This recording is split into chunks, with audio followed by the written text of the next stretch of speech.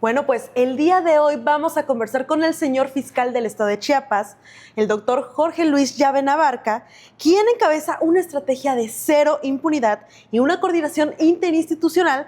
De acuerdo con los datos oficiales, logró una reducción del 43% en delitos de alto impacto y alcanzó la cifra más baja de homicidios en 15 años. Muchísimas gracias, fiscal. Gracias. Bienvenida. Un gusto conversar y escuchar estos datos que son el esfuerzo de un equipo. No es una sola institución o una sola persona quien logra estos resultados, sino más bien es el trabajo en unidad, en coordinación con distintas instancias, tanto federales, estatales y municipales. La reducción que acabas de mencionar de delitos de alto impacto, creo que es importante siempre señalarla porque a veces la población pareciera que tuviera memoria muy corta y se olvida cómo estábamos apenas hace año y 6 meses. Teníamos una incidencia delictiva muy alta en algunos delitos como homicidios dolosos, robo de vehículos, extorsiones, ataques a la vía de comunicación, que fueron los delitos que en el último año del periodo pasado, de la administración pasada, 2023-24, más puntualmente, se incrementó. Y hoy nosotros, con este gobierno del doctor Eduardo Ramírez Aguilar, a 1 año y medio prácticamente de su inicio, tenemos una reducción importante de homicidios, una reducción muy importante de robo de vehículos, y de los otros delitos también hay una disminución significativa en cuanto a la extorsión y en cuanto a los ataques a las vías de comunicación. Creo que vale la pena recalcar este esfuerzo y también dejar en claro que es el trabajo en equipo, ¿no? de toda la mesa de construcción de paz, que nos reunimos todos los días y que siempre estamos en una dinámica diaria de tomar decisiones, de modificar la estrategia, de adecuar los operativos, las estrategias para que funcione en toda la entidad chiapaneca. Bueno, pues lo que usted menciona es importantísimo y es la coordinación. Y de esto usted sabe muchísimo, ya que incluso no empezó como fiscal del estado, sino que empezó como secretario mecanógrafo y de ahí fue escalando hasta llegar al lugar donde está. ¿Usted considera que el haber recorrido distintas áreas dentro de la fiscalía ha ayudado en su percepción que ha tenido actualmente? Claro, es muy importante en algunas posiciones como servidor público la experiencia. La capacidad o la inteligencia es un complemento que nos sirve para tomar decisiones, pero la experiencia creo que es básico en las posiciones como la que hoy ostento como fiscal general del Estado. También hemos estado en posiciones como secretario de Seguridad Pública, hemos estado como delegados de aquel entonces, en 2010 era Procuraduría General de la República, hoy son fiscales federales. El hecho de haber iniciado de la posición jerárquica más baja que hay en la Fiscalía, que es la Secretaría Mecanógrafa, creo que nos dio una visión muy amplia de cómo inician realmente las investigaciones. Cuando inicié aquí en el 98 eran averiguaciones previas, hoy son carpetas de investigación, pero sin embargo te vas alimentando de información, de experiencias, de conocimientos, y que te sirve para que hoy en día, en la posición que uno está, sabes darle la importancia a ciertas estrategias. Y creo que la mejor estrategia para poder garantizar resultados positivos en materia de seguridad y justicia es la coordinación. Creo que esa es básica, no puede faltar. Es la columna vertebral de una estrategia en materia de seguridad de cualquier índole, municipal, estatal, federal. La columna vertebral es la coordinación que puede haber entre las instancias que van a trabajar en el plan. Y esto nosotros lo hemos fortalecido, esta coordinación, hoy en día con las Fuerzas Armadas, con la Sedena, con la propia Guardia Nacional, con la Secretaría de Marina, evidente también con todos los cuerpos de seguridad estatales y también municipales mantenemos una coordinación estrecha y creo que eso ha llevado que Chiapas tenga hoy una percepción de la ciudadanía de mayor confianza en las instituciones. También, por supuesto, que haya resultados importantes, el que tengamos hoy a Chiapas como una entidad con menor incidencia delictiva de alto impacto. Incluso ya hemos logrado superar en estos primeros 3 meses del 2026 a Yucatán, que era un referente, era un referente nacional. La verdad que Yucatán era en la última década del 2010 para acá, que se volvió como un caso de éxito en materia de política pública, en materia de política de gobierno estatal, que mantenga la paz y la tranquilidad y el desarrollo de este estado. Creo que nosotros en estos 3 meses que te acabo de mencionar, de febrero para acá, que hemos alcanzado el primer lugar en la disminución de delitos de alto impacto y estamos en segundo lugar en la disminución de delitos en general por debajo de Tlaxcala, nos llama a seguir fortaleciendo las estrategias para bajar la incidencia delictiva, pero más aún nos llama a trabajar para seguir manteniendo la percepción positiva en el gobierno del doctor Eduardo Ramírez Aguilar, que son 2 cosas muy distintas, incidencia delictiva con seguridad pública. La seguridad pública tiene mucho que ver con la percepción y la incidencia delictiva tiene que ver con números, no simplemente estadísticas. Entonces son 2 cosas muy distintas que nosotros sabemos diferenciar muy bien y sabemos trabajar cada uno desde nuestra propia responsabilidad como institución. Tenemos que abonar en ambos escenarios.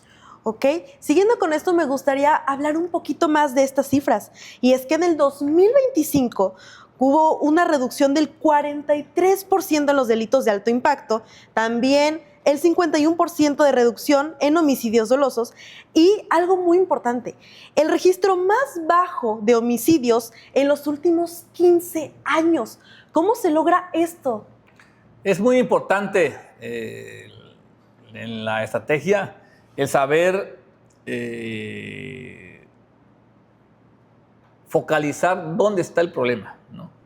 Te quiero compartir, cuando nosotros empezamos hace años, 6 meses, y me voy a referir en particular a los delitos de homicidios dolosos.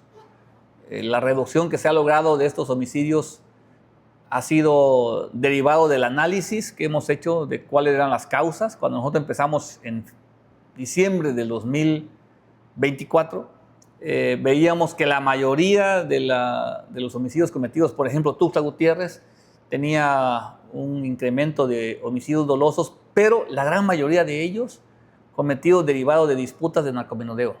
Es decir, la presencia de narcotienditas, de estos picaderos que se dedican a la venta de droga, se estaba convirtiendo en una disputa entre grupos delictivos y eso terminaba en que hubieran más homicidios dolosos, ejecuciones. Entonces nosotros cuando llegamos hacemos este análisis primero en Tuxtla Gutiérrez y después lo fuimos expandiendo a todo el estado, pero en particular en la capital, y vimos que esta disputa derivaba precisamente de la venta de drogas. ¿Qué hicimos?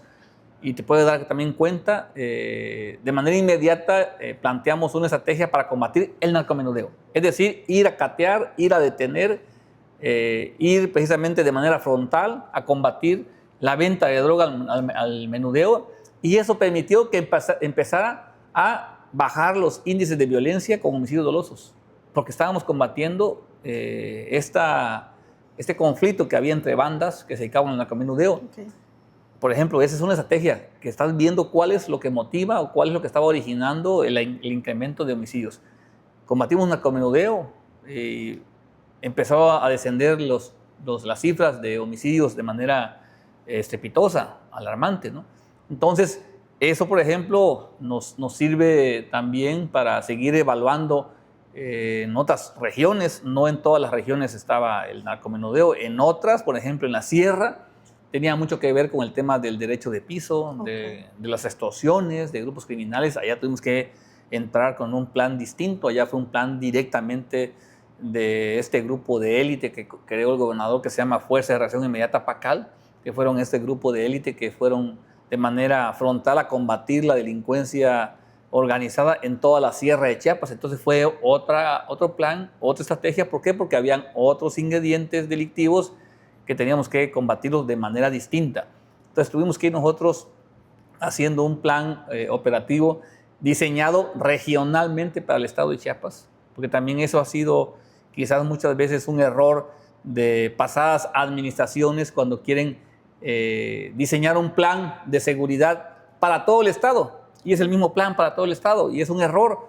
Lo que funcione para Tuxtla a lo mejor no va a funcionar para Palenque, claro, o no va a funcionar para Tapachula, o no va a funcionar para Pichucalco, por muchas cosas, por muchas circunstancias, desde la colindancia con Guatemala en la zona de allá del Soconusco, desde la colindancia con Tabasco allá en la zona de Pichucalco, Juárez, Reforma, desde también la sierra, que tenemos otro tipo de características territoriales, geográficas. Entonces, creo que el plan que nosotros diseñamos fue un plan regionalizado y analizado de manera separada cada uno de ellos, y que nos permitió tener esta reducción importante de la incidencia delictiva. Ok, siguiendo con el análisis de pues estas incidencias, también hay algo que me gustaría recalcar, y es esto de los alcoholímetros. No solo esto, ya que pues hicieron este análisis de que mucha gente que sale de los antros o de estos centros de diversión, pues muchas veces toma y maneja. Y aunado a esto también el cierre a ciertas horas de los famosos after a las 2 de la mañana han logrado una reducción impresionante. Es que también es importante lo que mencionas. Nosotros tenemos que interpretar las estadísticas. Nosotros, cuando cada mes el Secretariado Ejecutivo del Sistema Nacional de Seguridad Pública publica las estadísticas de todos los estados de la República que se alimentan de información de las propias fiscalías estatales que subimos al Secretariado Ejecutivo, y ellos nos reenvían cada mes la incidencia. Nosotros también hacemos una radiografía con números de estadísticas y vemos cómo se están moviendo los delitos. Quiero decirte que en el caso de Tuxtla, te pongo un ejemplo, los días viernes, sábado y domingo es cuando más se nos disparan los homicidios culposos, que tienen que ver con accidentes de tránsito. Los delitos de daños, que tienen que ver también con ingesta de alcohol, cuando alguien va tomado, tiene un accidente y provoca daños, ¿no? O violencia familiar, que también estos delitos son muy recurrentes, normalmente se dan en los hogares, al interior de los hogares. Entonces, nosotros logramos detectar este incremento de delitos. Una vez que logramos ya reducirlos de alto impacto, nos focalizamos a los delitos que también lastiman y que también causan, por supuesto, dolor en muchas familias cuando hay pérdida de la vida de alguien por un homicidio culposo por estar en estado de ebriedad. ¿Qué hicimos nosotros para combatir esto? Con los alcoholímetros. Tuvimos que entrar otra vez a los operativos alcoholímetros, que fue una primera medida que ya estaba establecida, solo se reforzó el que quien conduzca un vehículo en estado de ebriedad comete el delito de ataques a la vía de comunicación, y que hubiera cero impunidad. Quien fuera conduciendo una unidad automotriz comete el delito, tiene que irse a enfrentar la justicia sin excepción alguna.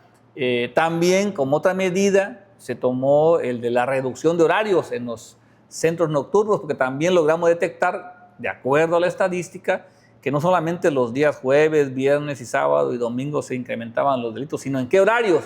Y normalmente se incrementaban después de las 2 de la mañana. Okay. Después de las 2 de la mañana es cuando había más estadística de reportes de daños, de accidentes de tránsito, de motocicletas, de vehículos, de lesiones, de riñas, de violencia familiar. Entonces vimos que era después de las 2 de la mañana cuando ya se incrementaba la incidencia delictiva. ¿Qué se hizo? Se hizo un decreto administrativo donde el gobernador, a través de la Secretaría de Salud, instruyó como una medida preventiva y de seguridad el que los horarios se acotaran hasta las 2 de la mañana. Entonces, eso también vino a ayudar a fortalecer estas tareas preventivas para que podamos reducir los homicidios culposos, los daños, ataques a la vía de comunicación y, por supuesto, la violencia familiar, que también es un tema que tenemos nosotros muy vigente. Bueno, y tocando este punto en particular, también usted como diputado federal impulsó diversas iniciativas, y la más reciente que podemos destacar ahorita como fiscal fue esta ley Petrona, que es de manera muy integral para la legítima defensa con perspectiva de género. Cuéntenos un poquito más de cómo fue este proceso. Pues mira, nosotros tenemos claro cuáles son los orígenes de la violencia en Chiapas y desde un inicio de esta administración tuvimos un plan, o sea, no fue una ocurrencia trabajar de esta manera como lo estamos haciendo el día de hoy, sino más bien fue una definición de un plan que tuvimos analizando mucho tiempo. Y uno de los orígenes de la violencia que en Chiapas sigue vigente y que aún creo no hemos logrado reducir tanto como quisiéramos, porque ha sido el que menos se ha disminuido. Los de alto impacto sí han tenido una disminución muy importante, pero los delitos que yo llamo de la violencia estructural, esta de la violencia machista, no se ha logrado la reducción. En el caso de violencia familiar, en el caso de feminicidios, en el caso de agresiones sexuales también a niñas, a niños, adolescentes y mujeres, tampoco se ha logrado una reducción significativa. Sí hay una tendencia a la baja, pero no como quisiéramos. Esto derivado de muchos factores, como ya le he comentado, de la ingesta de alcohol, de obviamente la ingesta de drogas, la convivencia en contextos de violencia, la no cultura de la denuncia. O sea, son muchos factores por los cuales a veces nosotros no logramos como autoridad evitar que se cometa un delito o cuando se cometió poderlo sancionar, ¿no? Porque a veces no denuncian, entonces nosotros no nos enteramos. Esto también nos lleva a hacer un análisis más amplio en donde nosotros, ya focalizándonos en la ley Petrona, también vimos que habían, por ejemplo, 44 mujeres sentenciadas de homicidio doloso y hay como 66 aproximadamente que están hoy en día siendo llevadas a juicio también por homicidios cometidos. Nos obliga los organismos internacionales como la ONU, incluso la propia Corte Interamericana de Derechos Humanos, la propia Suprema Corte de Justicia de la Nación, nos obliga a todas las autoridades encargadas de investigar delitos, de procurar justicia y de administrar justicia, que lo hagamos con perspectiva de género. Y es aquí donde mucha gente quizás no ha dimensionado qué quiere decir esta frase de investigar con perspectiva de género, ¿no? Y es, la verdad, es romper un paradigma en cuanto a los que son abogados, entender la teoría del delito, ¿no? La clásica teoría del delito que nosotros nos enseñaron, y los que ya somos grandes nos han enseñado, de la conducta típica, jurídica y punible. Entonces, cumple con los tres requisitos, delito, ¿no? Entonces, Petrona, que fue un caso emblemático, que siente un precedente en Chiapas de cómo podemos procurar justicia con perspectiva de género. No nos quedamos solamente con investigar con la teoría clásica del delito, porque si lo hubiéramos hecho, créeme que hoy Petrona estuviera enfrentando un juicio en el Amate por homicidio calificado. Entonces, lo cual nosotros establecimos desde el inicio de la investigación el parámetro de analizar más allá del simple hecho del homicidio, sino analizar el contexto de cómo se dio el evento, incluso por hechos previos ocurridos durante el evento, cómo ocurrió, y determinamos que Petrona había vivido durante 20 años en una constante violencia sistemática, ¿no? Progresiva, en aumento, más allá de que el día que ocurrieron los hechos ella tuvo que defender su propia vida ante la de su agresor, porque también él estaba a punto de privarla de la vida y ella lo que hizo fue tomar un cuchillo y lesionarlo, lo cual le provocó la muerte, pero en un contexto de legítima defensa. Por eso nosotros, derivado de este caso, hicimos una modificación al Código Penal, el artículo 25, 27 del Código Penal, donde hoy ya legalmente queda establecido que debemos de analizar cuando se vea involucrado en una investigación de orden penal a una mujer, tengamos que analizar la perspectiva de género en el caso de la legítima defensa. Entonces, esto nos va a permitir no solamente beneficiar a Petrona, también estamos ahorita trabajando con el Tribunal de Justicia en una mesa bipartita, un grupo de nosotros de fiscales con un grupo de jueces y magistrados. Estamos analizando todos los casos de gente que ahorita, mujeres que están ahorita sentenciadas en los penales de Chiapas, que puede aplicarse la perspectiva de género y sean beneficiadas, ¿no? Hay criterios que, por supuesto, pueden hacerse efectivos para que ellas alcancen su libertad, estas mujeres, y también aquellas que están hoy en día siendo llevadas a juicio también por el mismo tema de una legítima defensa con perspectiva de género. Entonces estamos analizando más de 140 casos de mujeres que están hoy detenidas, que están siendo algunas ya sentenciadas, otras están todavía en juicio, pero por delitos de homicidio doloso, para ver cuál de ellas realmente puede salir beneficiada por la ley Petrona. Ok, también hemos visto muchísimos cambios desde diciembre del 2024 y algo que concierne a la Fiscalía es que, impulsado por el señor gobernador del estado, se ha intentado políticas de cero impunidad y también con una visión humanista, que no solo se cierran al agresor, sino en general cómo impacta en todo su entorno. ¿Cómo se ha llevado a cabo esto para que sea de la manera más integral posible?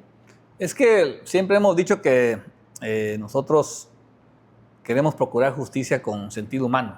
Y decir que con sentido humano no solamente nos vamos a constreñir a trabajar lo que elementalmente, lo básico hace la Fiscalía, que es investigar delitos.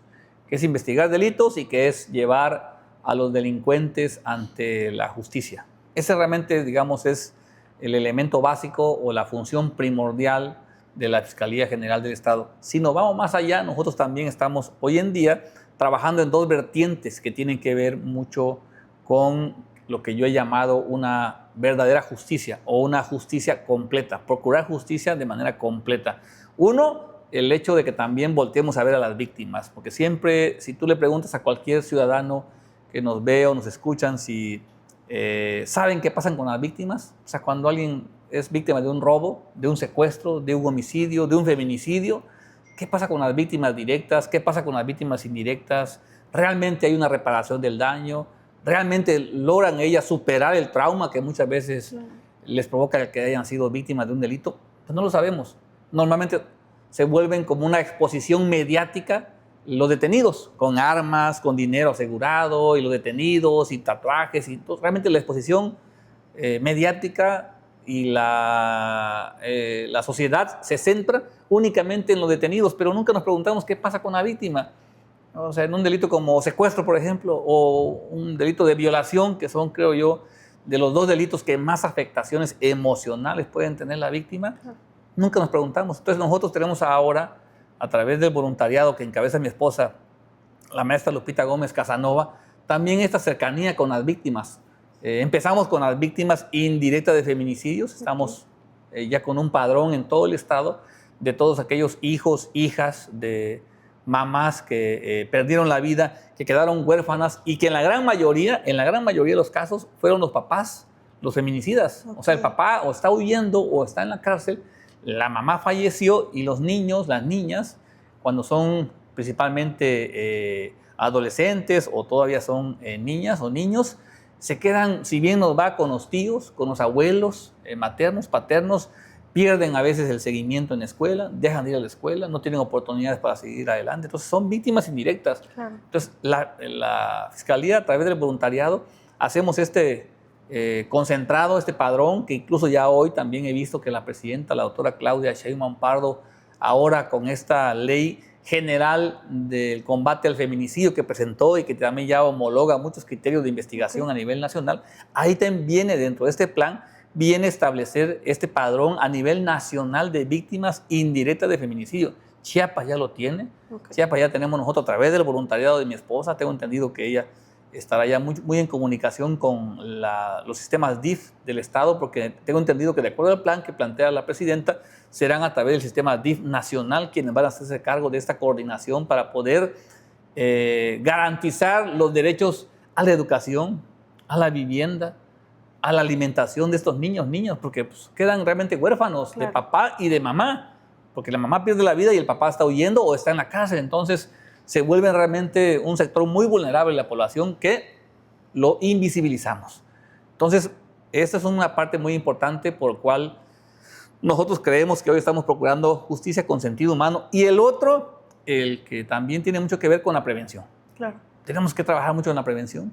Creo que la mejor política pública que puede tener un gobierno de los tres órdenes que tú quieras, el municipal, estatal o federal, es políticas de prevención, invertir en la prevención, es decir, que los delitos no se cometan. Creo que eso es lo más importante, lo idóneo. Y aquí, para que pueda ser, para mí, lo digo con todo respeto, una opinión personal, no existe prevención sin participación ciudadana. Es decir, tenemos que ir a las calles, tenemos que ir a las colonias, tenemos que ir a concientizar a la gente de que el consumo de alcohol nos está provocando muchos problemas de incidencia delictiva, de que el consumo de droga nos está provocando muchos problemas de violencia familiar. Entonces, tenemos que ir a las calles, ¿no? A estar ahí en una proximidad ciudadana para que la gente también pueda participar, se anime a participar y podamos despertar esa responsabilidad ciudadana que todos y todas deberíamos de tener. Ok, también hace unos momentos mencionó algo muy importante y es que algunas personas no se acercan a las autoridades competentes para hacer alguna denuncia. Es precisamente por eso que se implementó esto de cero impunidad, que es cero impunidad sin importar su estatus, ya sea socioeconómico o ya sea incluso dentro de alguna dependencia.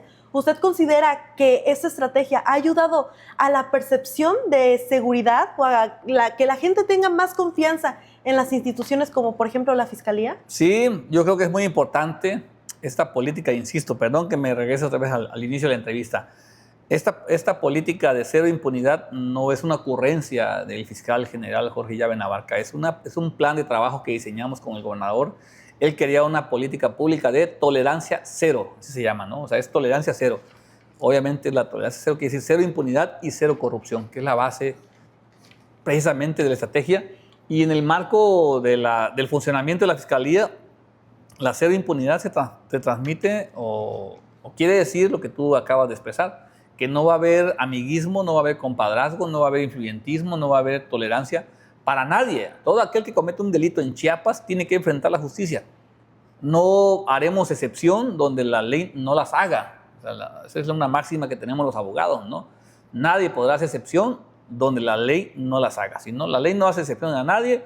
Quien tenga una conducta que sea motivo de un delito o que origine un delito, pues tiene que ser investigado y tiene que ser llevado ante la justicia. Eso la verdad que a nosotros nos ha funcionado, hemos dado muestra de ello, precisamente llevamos ya una cantidad muy grande de detenidos, más de 8,000 detenidos que llevamos casi 1 año y 6 meses, entonces eso habla de esta mística de cero impunidad. Ok, también quisiera recordar 2 puntos que mencionó anteriormente. Las nuevas estadísticas que se han dado respecto a la seguridad que está habiendo en nuestro estado de Chiapas, a la alza, que cada vez hay menos incidencias delictivas, que han habido reducciones y también cuál ha sido la coordinación que ha tenido interinstitucionalmente para que esto se lleve a cabo, porque como bien nos mencionó, está la Secretaría de Seguridad, está la Secretaría de Defensa, o sea, hay muchísimos involucrados, no solo de manera municipal, estatal, sino incluso federal, para tener los resultados que tenemos hoy en día. Sí, es muy importante. Yo creo que si todos entendemos cuál es la función de cada uno de nosotros, si todos entendemos que cada quien tiene algo que hacer en el plan, en la estrategia, y lo hacemos de manera correcta, es como un rompecabezas, ¿no? Cada institución, cada dependencia tiene una posición dentro de la estrategia que hacer, y eso ha funcionado muy bien. Yo siento que aquí quiero reconocer, por supuesto, la voluntad política del gobernador del estado, que ha demostrado desde el inicio de su gobierno, primero que nada por la inversión del recurso público que le ha dado a las instituciones, principalmente de la policía, llámese de la Secretaría de Seguridad del Pueblo, llámese también aquí de la propia Fiscalía General del Estado. Él ha estado impulsando a través de fuentes de financiamiento de recurso público estatal para fortalecer y tener una corporación o corporaciones más dignas, que se sientan los elementos, las compañeras y compañeros, por supuesto, comprometidos con su trabajo de garantizar la paz del estado de Chiapas, pero si no tienen buenos salarios, pues obviamente creo que el compromiso es menos. Claro. Si no tienen un buen equipamiento, si no tienen una buena capacitación, si no tienen muchas veces un buen sistema de salud también que les pueda garantizar el que estén tranquilos por cualquier enfermedad de sus hijos, sus esposas. Entonces yo creo que todo esto se viene englobando, que el gobernador le ha invertido muchos recursos, más de 4,000 millones de pesos en el primer año de inversión, que es una cantidad importante, creo yo, inédita. Nunca se había invertido tanto recurso público en la estrategia de seguridad y menos en las corporaciones de las policías. Esto también ha motivado, ha sido un aliciente adicional para que los compañeros y las compañeras se comprometan más a trabajar.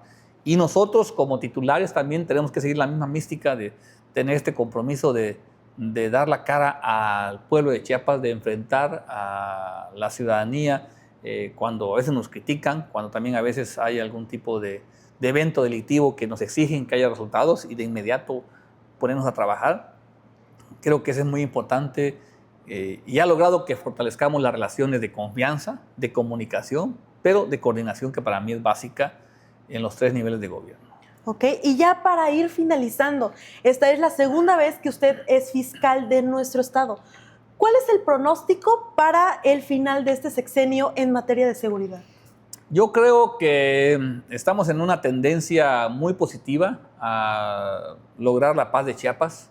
No es una tarea que hayamos terminado. Creo que vamos en camino hacia la paz, hacia lograr números históricos de reducción de incidencia delictiva, de tener los mejores números a nivel nacional. Ya hoy los tenemos en cuanto a delitos de alto impacto, pero la idea es mantenerlo.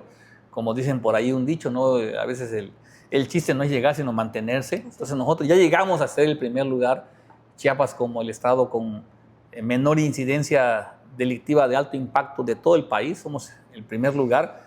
Ahora es mantenernos con la estrategia y también llegar a lo que es lo otro, que es la incidencia general. Estamos en segundo lugar, también alcanzar el primer lugar. Entonces la idea es mantenerla, ¿no? Y la otra, que es otro reto, un desafío muy, muy importante también, es el mantener la opinión positiva de la ciudadanía. Es decir, la confianza de la ciudadanía, la credibilidad de la ciudadanía en las instituciones, que esa es más difícil todavía, porque este es sentimiento. Claro. Esta es lo que la gente siente, lo que la gente piensa, cómo opinan de ti.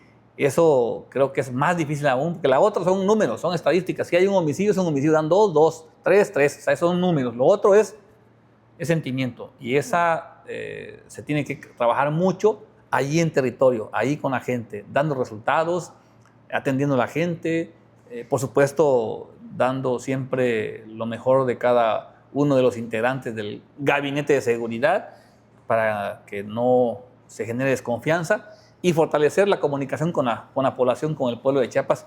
Ese es el reto para el 2030, tener a un Chiapas en paz, pero principalmente a un pueblo confiando en sus instituciones. Bueno, señor fiscal, muchísimas gracias por esta entrevista.